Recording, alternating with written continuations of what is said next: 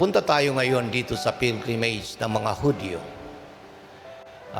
Ito po malaking kapistahan para sa mga Hudyo, Passover. Ang pag-alaala nila at pagdiriwang nila nung ginawa sa kanila ng Diyos nung sila ligtas sa pag-aalipin sa Ehipto. Pag-aalipin. Kaya po, ito'y talagang pinaghahandaan nilang pagdiriwang. Yung mga vendors, no? Yung mga magtitinda ng mga hayop, no? Money changers. At umakyat din ang ating Panginoon na punta din sa Jerusalem. Patunay lamang na ang Panginoon ay masunurin sa kautusan ni Moises ng mga Hudyo. Kaya lang pagdating niya doon, na-shock siya. Hindi niya akalain ganun ang makikita niya. Itong mga tao, maingay, siyempre, nagbibintahan, no? Pangangalakal. At ito'y pinaintulutan naman ng mga authorities, no? Yung mga Hudyo. Dahil siyempre mayroon din sila. May matatanggap din sila. May commission, kumbaga. So, nagalit ang ating Panginoon. No? Pinagtatabuyan sila ng Panginoon. Sabi ng Panginoon, ang bahay ng Ama ay bahay dalanginan, pero ginawa ninyong palengke. So, yun po. At, siyempre, nag-react yung mga Hudyo. No? Sabi ng itong mga Hudyo ay, magpakita ka ng tanda na mayroong kang kung ano ang kapangyarihan mo para gawin ito. Ayun na nga po. Sabi ng Panginoon, sige, gibain ninyo ang templong ito. At sa 3 araw, itatayo ko muli. Hindi sila makapaniwala. Dahil 46 years, tinayo yung templo. Gigibain, 3 araw, ay itatayo nila muli. Kaya maliwanag po, no? Maliwanag. Na itong templo ng Jerusalem ay na-identify ng Panginoon sa kanyang katawan. Sa kanyang katawan. Na siya ay papapatay nila, pero after 3 days, siya ay muling mabubuhay. Maliwanag, di po ba? Maliwanag ang sinasabi ng Panginoon. So, mga kapatid, ano po yung kumbaga basic na evil dito sa pangyayaring ito? Di ba nakita natin lack of reverence? Walang respeto, paggalang sa presensya ng Diyos at sa banal na lugar. Yun po. Ginamit ang templo hindi para sa kaluwalhatian ng Diyos, kundi sa kanilang personal advantage, no? Para sa advantage nila. So, yun po. Mga kapatid, sinabi ng Panginoon, nagsalita siya tungkol sa Ama. Ibig sabihin siya yung Mesiyas. Siya ang Mesiyas. Siya ang anak ng Diyos. Siya ang Diyos na nagkatawang tao para iligtas tayo. Yun po, no? Para iligtas tayo. At yun nga po ang nangyari, noong siya ay umakyat na sa langit, at sa ngayon po, ang real presence, special presence ngayon ng ating Panginoon ay dito sa Eucharistia, sa Sacrament. At yan siya.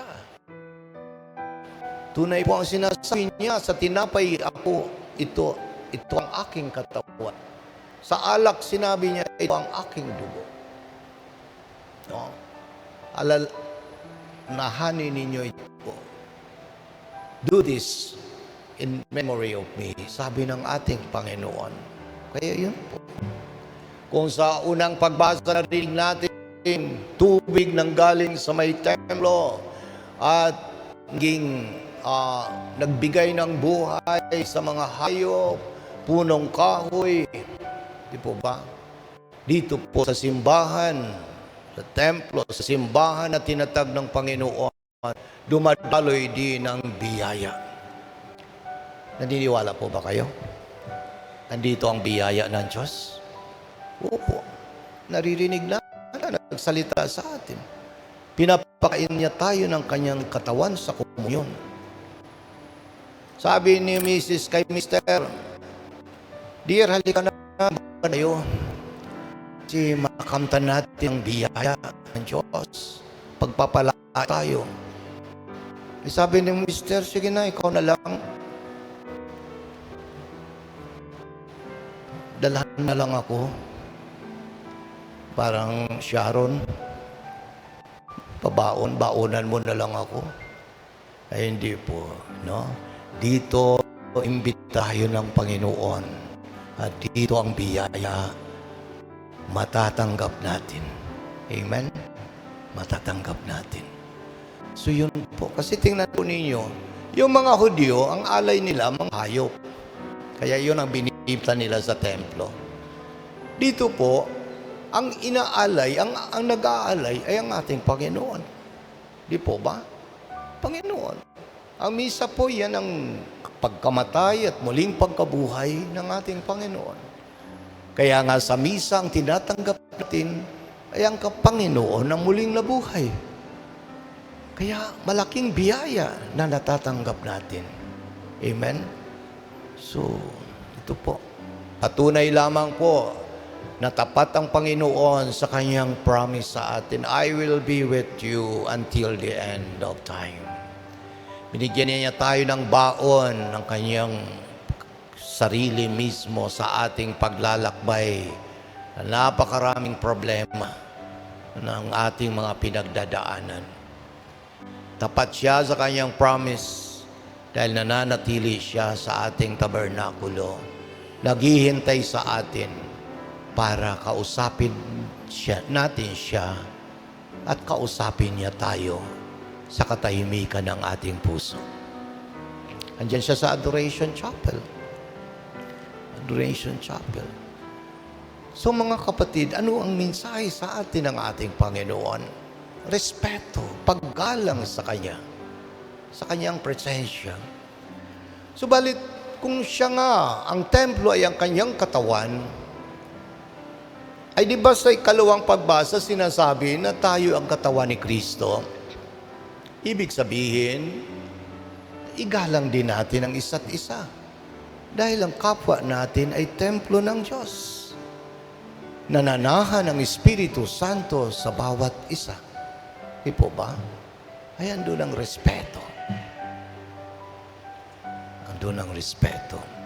So mga kapatid, nawa ma-recognize natin ang ating Panginoon sa isa't isa. Kung dito sinasabi niya, ito ang aking katawan at naniniwala tayo na ang ating tinatanggap ay ang kanyang katawan.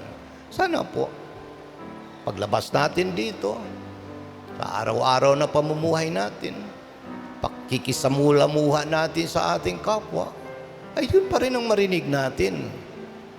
Ito ang aking katawan.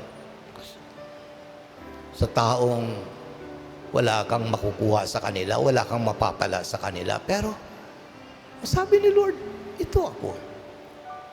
Di ba sabi niya, anuman ang ginawa mo sa pinakamaliit kong kapatid, yan ay ginawa mo sa akin. Amen? Kaya nga po, maganda po yung naging desisyon ng parish, ng finance, na yung Adoration Chapel po natin, pag weekdays ay tanghali hanggang hapon na lang tayo doon. Pag weekends, buong araw 6 to 6. Bakit po? Ay para tayo makatipid. Ang laki po ng ginagastos natin sa kuryente lang. At iisipin natin, yung matitipid natin ay magagamit natin para sa ating mga programang pastoral, para makatulong sa ating mga hihirap na mga kapatid, social services, para i-build ang mga tao, i-build ang katawan ni Kristo. Di po ba? So mga kapatid, para lahat ito sa ating Panginoon. Kung sa weekdays, nagsisimba tayo, pwede naman tayong manatili ilang minutes pa na andyan ang tabernakulo, siya pa rin ang nandiyan dyan. Siya pa rin. Ulo sasabihin natin, ay doon kasi napakatahimik, pero andyan siya. Siya pa rin ang kinakausap natin. Siya pa rin ang kumakausap sa atin. Amen? So mga kapatid, so muli, respeto sa ating Panginoon, sa kanyang banal na lugar, respeto at paggalang sa ating kapwa. Ano ang mensahe niya sa atin? Apo ninyo, naririnig natin, araw-araw, nagbabasa tayo sa dyaryo, naririnig natin sa mga balita, ang daming nagsasuffer nating mga kapatid, namamatay sa mga kalamidad. Sila yung mga suffering members ng katawan ni Kristo. Mga simbahan, no? Ay, ang tanong natin ngayon, tayo ba'y naging bahagi din para mag-suffer ang ating mga kapatid? Tayo ba'y naging bahagi? O ano ang nagawa natin para matulungan sila, para ma-build sila, sa halip na i-destroy sila, o ilagay sila sa pahamakan? So mga kapatid, ito po ang magandang tanong natin sa ating sarili. No? Magandang tanong natin. Naririnig na natin ang balita. No? Alam po ninyo, sa ngayon, yung ginawa ng Panginoon doon sa templo, ginagawa niya sa atin ngayon. Hindi natin siya nakikita at naririnig sa atin ngayon na galit dahil sa mga walang paggalang natin sa Kanya at sa mga tao na kung mga templo ng Diyos, nandiyan siya. Pero alam niyo, sa ngayon, pinupurify tayo ng Panginoon. Nililinis tayo ng Panginoon. Sinasyak kung doon ay nasyak sila, yun din ang nangyayari sa atin ngayon. Pero sa ngayon, sa pamamagitan na ng kanyang tinig ng konsyensya natin na nagsasabi, naging sanhi ka ba sa kapahamakan ng iyong kapwa? Naging sanhi ka ba sa pagkamatay ng iyong kapwa? Naging sanhi ka ba sa paghihirap ng iyong kapwa? O kaya'y ginamit mo ba ang bigay ko sa iyo para tulungan ang iyong kapwa? I-build ang iyong kapwa.